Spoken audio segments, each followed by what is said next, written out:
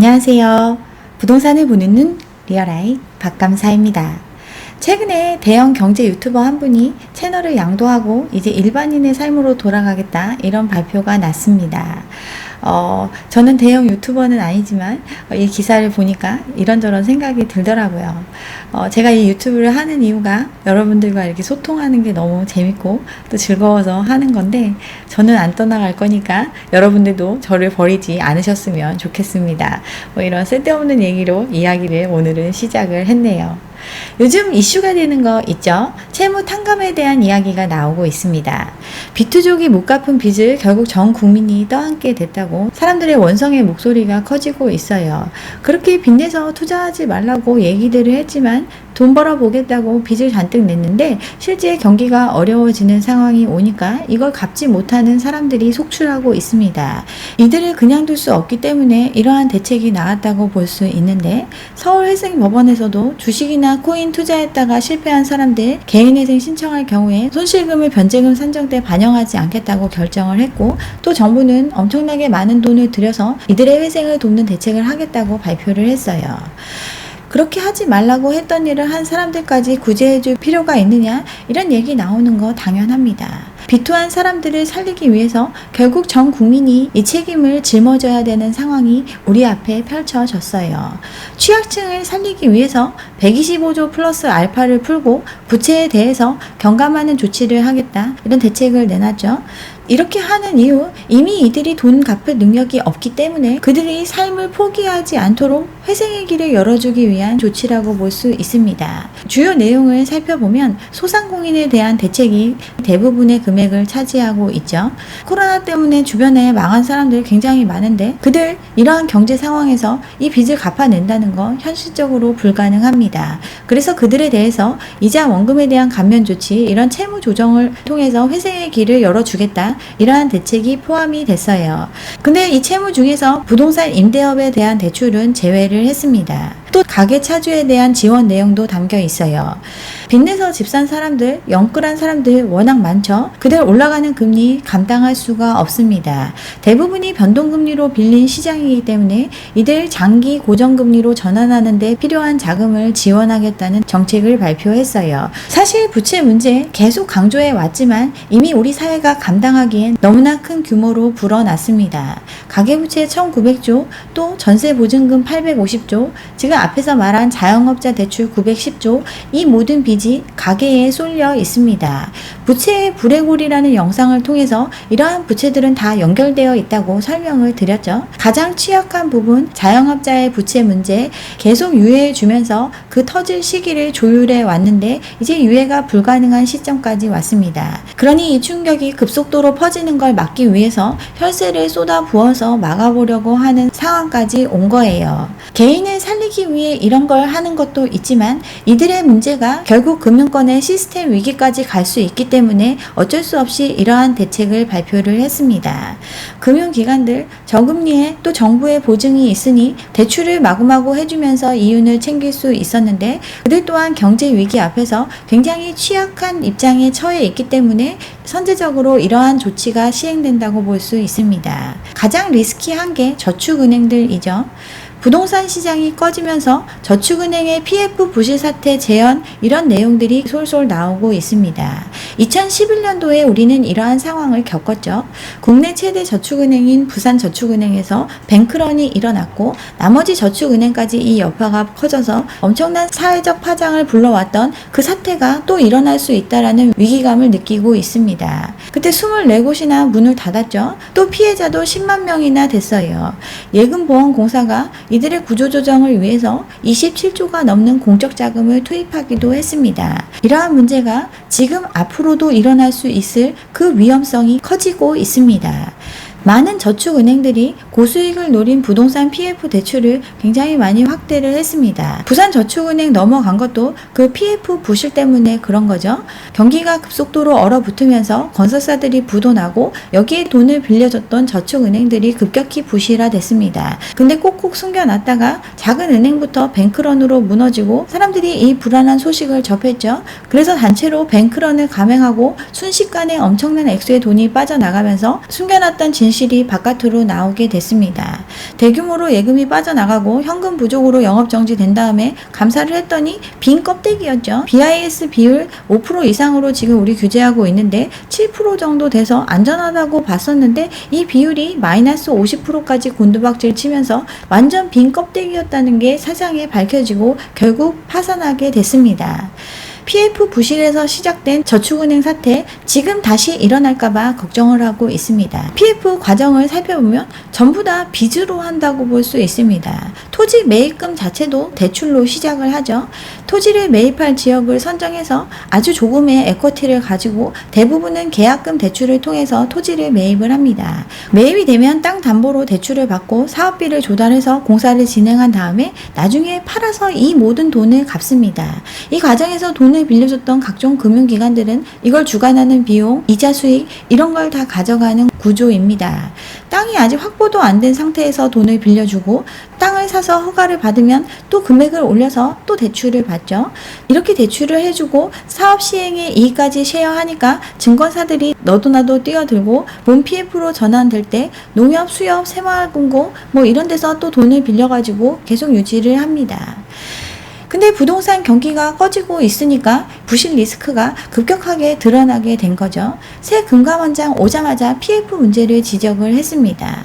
저축은행 사람들 다 모아놓고 얘기를 했죠. 영업 환경 및 건전성 악화가 우려되는 시점이고 또 한기 차주를 중심으로 부실이 발생할 가능성이 높다. 그래서 이런 상황이 왔을 때 니네 스스로 버틸 수 있도록 충분한 대손 충당금을 지금 적립하라고 오자마자 당부를 했습니다. 건전성 지표가 지금 굉장히 양호해 보이는 이유, 코로나 극복 과정에서 재정 금융 지원을 하고 있기 때문이니까 착시 현상을 경계하고 위기가 닥쳤을 때 스스로 좀 해결할 수 있는 룸을 마련하라는 얘기죠. 유동성 리스크에 대비하고 다중채무자나 부동산 관련 금융 등 리스크가 높은 대출에 대한 관리를 부탁을 했습니다.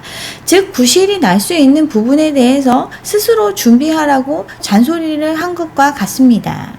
지금 저축은행들 PF 사업 엄청나게 대출해주면서 이익도 많이 실현하고 했는데 건설 원가는 올라가고 부동산 가격은 떨어지고 있는 등 부동산 금융에 대한 리스크가 크게 증가하고 있는 현실에서 아직 끝나지 않은 PF 대출들 계속 가지고 있으니까 또 그 비중이 전체 기업 대출의 절반가량을 차지하고 있으니까 이거에 대한 대비를 강조를 했습니다.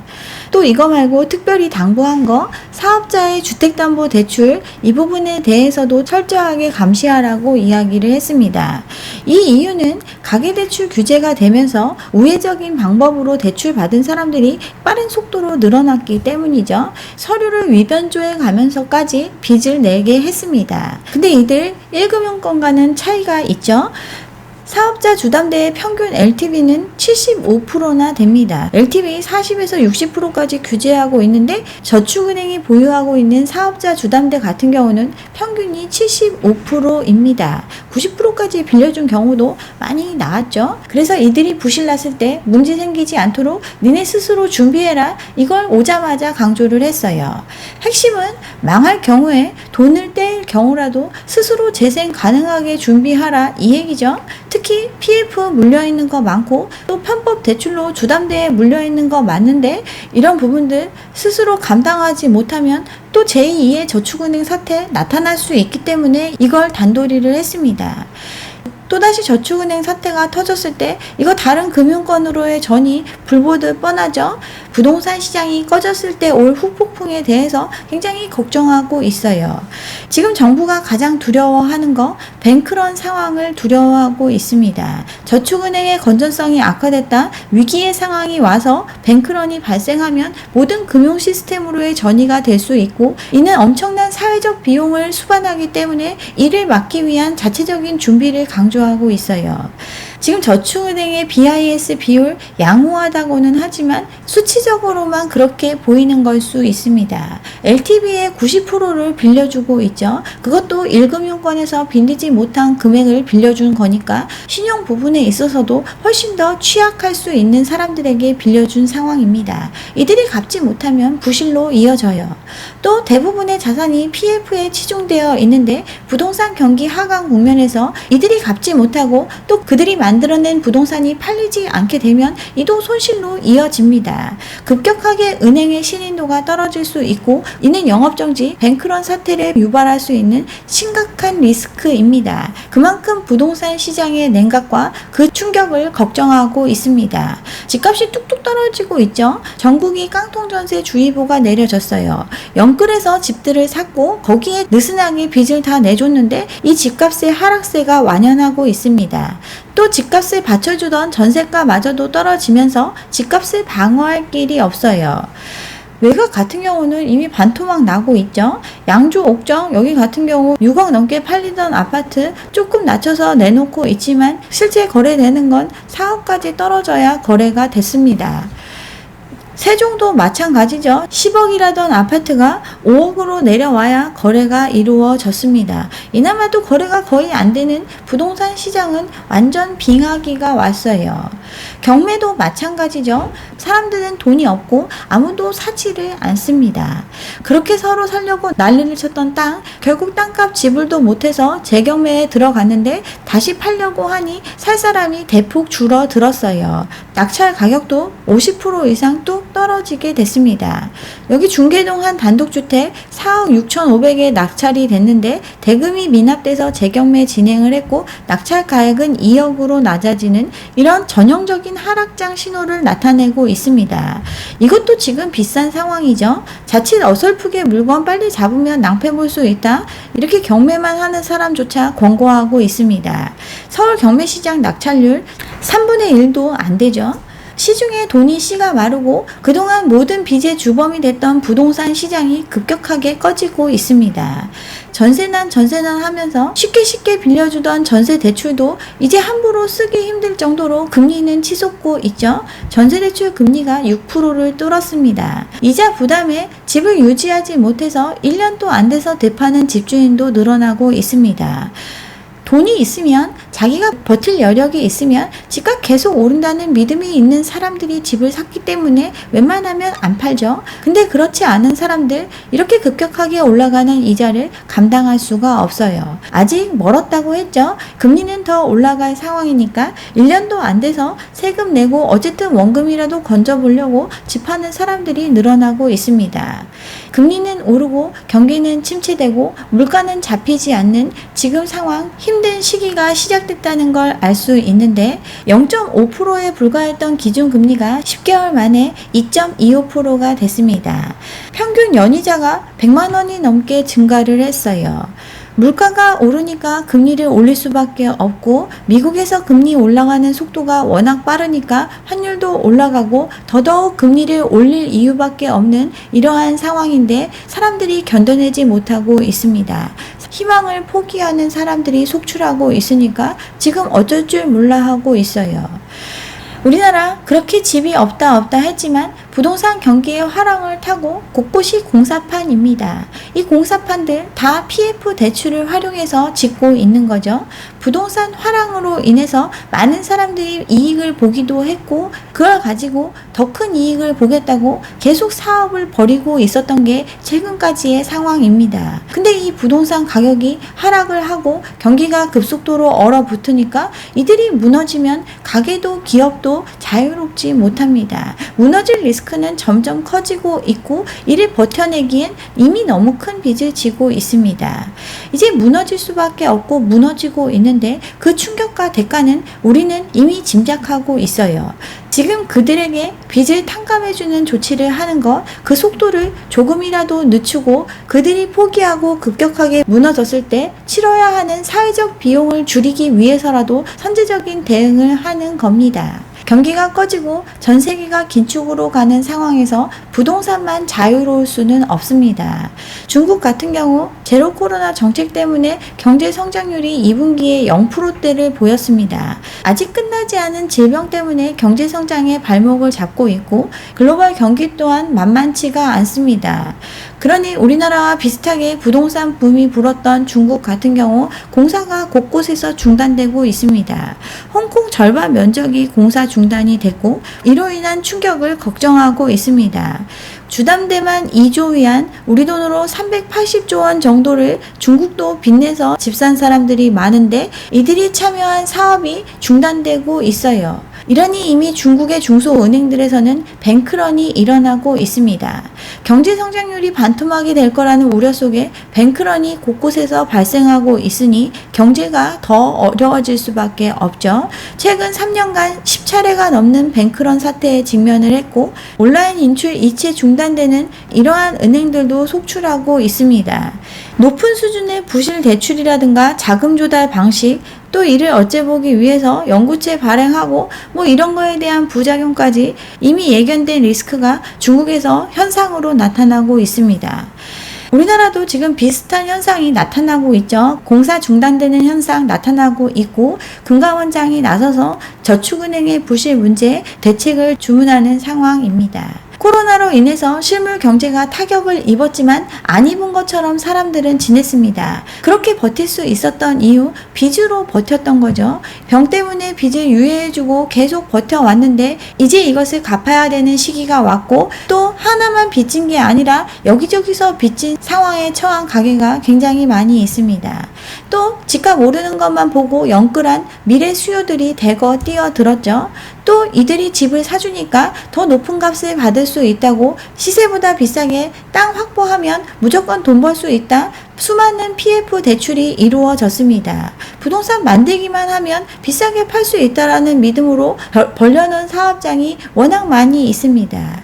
근데 약한 고리가 끊겨서 한꺼번에 충격이 오게 되면 이거 어떻게 해결할 수가 없습니다. 결국 예견된 결과지만 그 약한 고리 중에서 일부라도 회생할 수 있는 사람들은 길을 터주기 위한 고육지책으로 채무 탕감 얘기가 나온 거라고 볼 수 있어요. 코로나 극복을 위해서 빚내서 버텨온 나라인데 빚의 역습에 무너지지 않기 위해서는 돈을 풀어서 막아보려고 하고 있습니다. 근데 이거 정부 지금 어떻게 재원을 마련해서 할 것처럼 하고 있지만 돈이 없어요. 대선 때 내세웠던 공약들도 지금 돈이 없으니 지켜지지가 못하죠. 당선되면 군대 가 있는 병사 월급 200만 원 주겠다고 취임 후 즉시 하겠다고 했었는데 임기 4년 차에 하겠다고 미뤘죠. 그만큼 돈이 없으니 지킬 수 없는 약속들이 많이 있습니다. 지금 이것도 채무 조정을 위해서 이렇게 돈 마련해서 하겠다고 하지만 돈이 없어요. 이거 다 제대로 되기도 어렵습니다. 여건이 안 돼요. 지금 부채 탕감 얘기를 해서 많은 분들이 좀 화가 많이 나 있는데 이거 없던 제도는 아닙니다. 이미 기존에 있었던 방법이죠. 신용회복위원회라든가 회생파산 제도를 통해서 채무를 탕감해주는 절차가 원래 있습니다. 근데 지금 현 상황에서 가장 취약한 고리가 이제 청년층이 됐기 때문에 그들에 대한 지원을 확대 적용하겠다라고 의사표현을 한 것과 같아요.